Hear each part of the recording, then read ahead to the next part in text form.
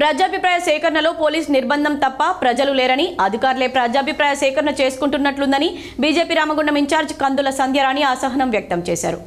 Ramagundam NTPC యాజమాన్యం 2400 మెగావాట్ల power project నిర్మాణం కోసం జిల్లా కలెక్టర్ ఆధ్వర్యంలో ప్రజాభిప్రాయ సేకరణ చేపట్టగా ప్రజాభిప్రాయ సేకరణలో ప్రజలెవరూ లేకపోవడం, ప్రజాభిప్రాయ సేకరణకు ప్రజలెవరూ లేకుండా పోలీస్ పహారా నడుమ ప్రజాభిప్రాయ సేకరణ జరుగుతున్న విధానాన్ని గమనించిన సంధ్యారాణి మీడియాతో మాట్లాడుతూ ప్రజాభిప్రాయ సేకరణ అంటూ పోలీసుల పహారా పెట్టి ప్రజలను ఎక్కడికక్కడ అడ్డుకొని ఎన్టీపీసీ యాజమాన్యమే ప్రజాభిప్రాయ సేకరణ చేసుకుందని ఆరోపించారు.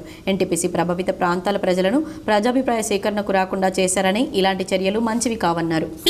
800x3 2400 మెగావాట్ల యూనిట్కు సంబంధించినటువంటి పర్యావరణ ప్రజాభిప్రాయ సేకరణ పేరుతోటి ఎన్టీపీసీ యాజమాన్యం పూర్తిగా నిర్బంధించి ప్రజలందరినీ కూడా పోలీసు పహారాల మధ్య ఎవరిని కూడా రాకుండా వారికి వారుగానే ఇవాళ మేము ప్రజాభిప్రాయ సేకరణ అని చెప్పి ఒక పెద్ద వేదికని ఏర్పాటు చేసుకున్నారు తప్ప ఇందులో ప్రజలకు సంబంధించినటువంటి భూ నిర్వాసితులకు సంబంధించి భూ నిర్వాసిత గ్రామాలు ఏవైతే ఉన్నాయో వారికి సంబంధించి ఏ ఒక్క అభిప్రాయం కూడా తీసుకోలే.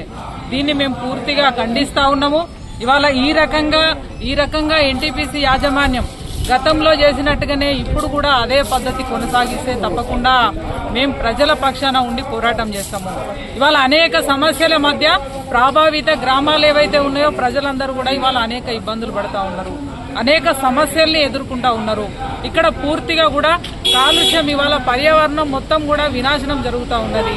ప్రజలు రోజుకో వందల సంఖ్యలో ఇవాళ ప్రాణాలు గాల్లో కలుస్తూ ఉన్నాయి.